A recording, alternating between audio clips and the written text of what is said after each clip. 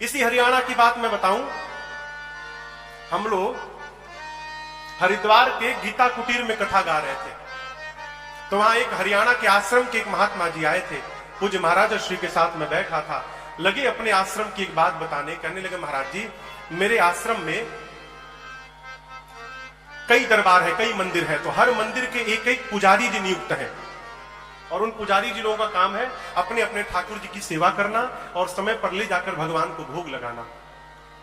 तो राम दरबार में जो ठाकुर जी भोग लगाते थे, तो भोजन बनता था रसोई घर में, थाली में, ठाकुर जी की थाली में ले जाकर भोजन लाते थे, राम जी के सामने रख देते थे, और उसके बाद घंटों बैठकर पुजारी जी वहां पंखा झेलते थे, क्योंकि भोजन गर्म है, कहीं भगवान का मुख न जल जाए, इसलिए 1 घंटा बैठ के पंखा झेलते थे।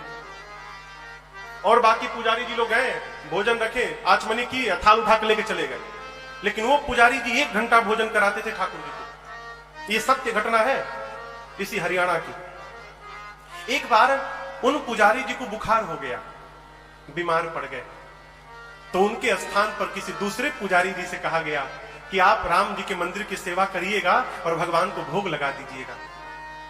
जब पुजारी जी ठाकुर जी को थाली रखकर भोग लगाए ना, तो जो असली पुजारी जी थे, जैसे भोग लगा, असली पुजारी जी के पूरे मुंह में छाले निकल गए, उनका पूरा का पूरा मुख जल गया।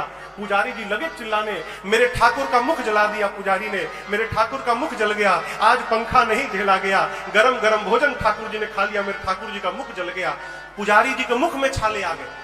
ये सत्य घटना। ये क्या है? जिस भाव से आप भगवान के साथ लगेंगे माई बाप, आपको जीवन में उतनी अधिक अनुभूतियां आती रहेंगी।